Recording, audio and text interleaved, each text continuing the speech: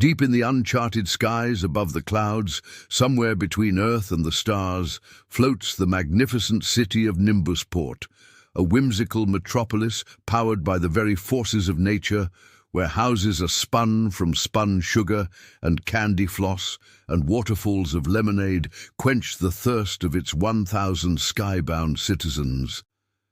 Now, one crisp morning in late summer, while sipping lemonade with her family outside their cozy cloud cottage, 12-year-old aviator Mila dreamed of charting the uncharted skies beyond Nimbusport, an ambition encouraged by her adventurous father and granddad, both famous sky explorers.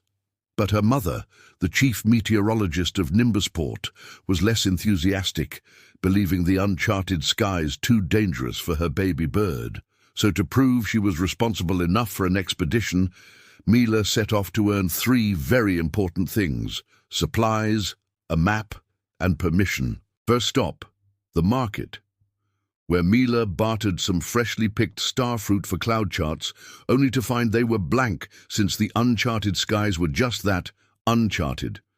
No one knew what lay out there. Next, she visited the weather workshop run by her mother's friend, Gus the gearsmith, who was tinkering with a mysterious device.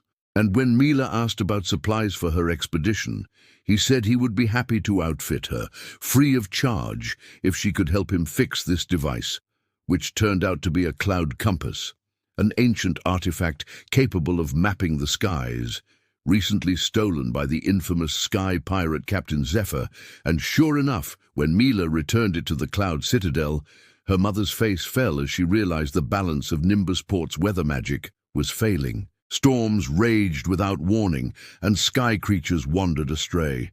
To fix it, she needed to find the cloud compass, which had been stolen by Captain Zephyr, who had taken it to one of his hideouts in the uncharted skies. But first, she had to get past the twilight stratus fields, a place of glowing mist where electric vines crackled and snapped at intruders. Suddenly, a tiny purple cat slinked out from behind a stalagmite. "Help me!" it squeaked.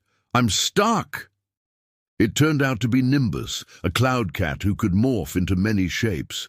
But after being separated from his cloud caravan, he had morphed into a stalagmite and couldn't change back. "Help me reverse the polarity," he begged, "and I'll help you get through the fields." So after some trial and error, Mila discovered that by making musical notes on 2 nearby thunderstones, she could reverse the polarity long enough for Nimbus to demorph. Grateful, Nimbus then used his stretchy body to help Mila navigate the fields, guiding her to a small opening where a kind sky spirit named Celeste gifted her with a magical whistle that could call upon the winds. Then, safe in the relative calm of the starfall glade, Mila and Nimbus made camp for the night. Suddenly, a bolt of lightning streaked across the sky, followed by a sheepish little sprite who introduced himself as Bolt. He explained that he was being chased by storm sprites who wanted to use his secret speed to cause chaos in Nimbusport. And in exchange for helping him, he would help them pass through the Stormforge Peaks, a treacherous maze of floating rock spires blasted by perpetual lightning. After getting lost several times, they reached the top of a spire, where Bolt revealed that he was afraid of heights. But with Mila's encouragement, he whistled for the winds to create a giant fan, allowing them to glide down into a narrow canyon below. At its end, they found a waterfall guarded by a grumpy Grogu, like creature who refused to let them through until they solved his riddle. What has cities, mountains, and water but no houses, trees, or fish? Thinking fast, Milo answered, "A map." Impressed, Grogu allowed them to pass.